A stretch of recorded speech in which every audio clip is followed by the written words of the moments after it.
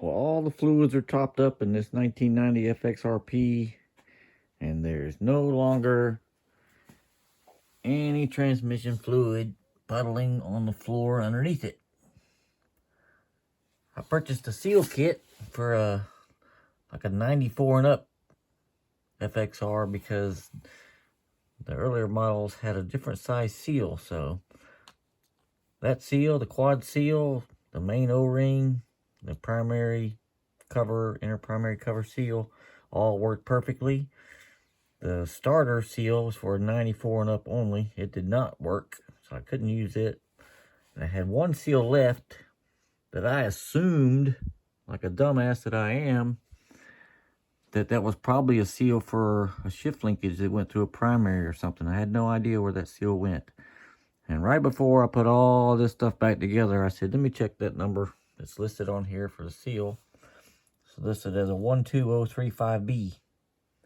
And when I looked up that part, I realized I was about to make a gigantic mistake.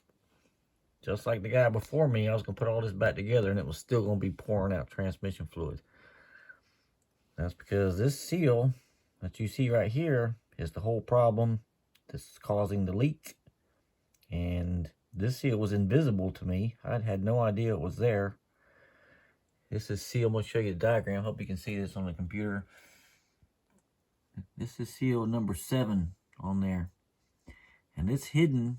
It's tucked into that assembly, number 12, your 5th gear.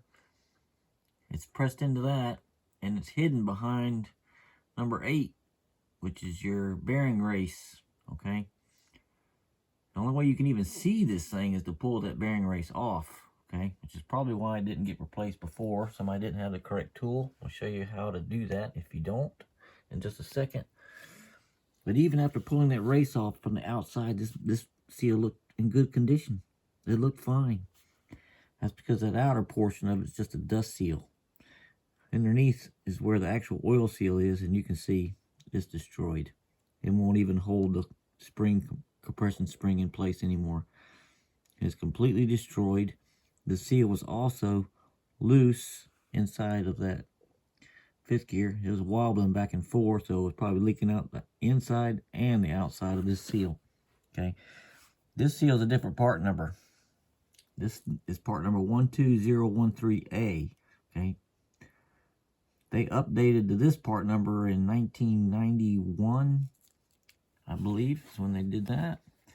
And that seal is a lot thicker sidewall to it. It's a lot more sturdier seal. And I think they changed it probably because it's more durable, okay? This seal is a lot easier to get in and out. That new seal is a lot harder to get in and out. But it's the only one I had. I didn't have a new one of these. I went ahead and put that one in. It fits fine. No problems. And as you can see, this stopped all the oil leak. I knew when I took all this apart and changed these seals, nothing looked bad, okay? Nothing looked damaged. But, you know, what else was there to do? And this is it right here. Now, like I said, you have to remove that race, number 8 in the picture, which is definitely not drawn to size. It's much longer than that. It's on that shaft, and they make a special tool to remove it and a special tool to install it, okay? My suggestion for anybody removing that race is go ahead and buy the updated bearing that goes in your inner primary. It eliminates that bearing race altogether and one of your snap rings, okay? You'll never have to bother taking it off again. But if you don't have that tool, this is what I used. You have to remove your main belt drive sprocket, and then you can place this bearing removal tool. Will be able to fit in that slot between that bearing race and your 5th gear.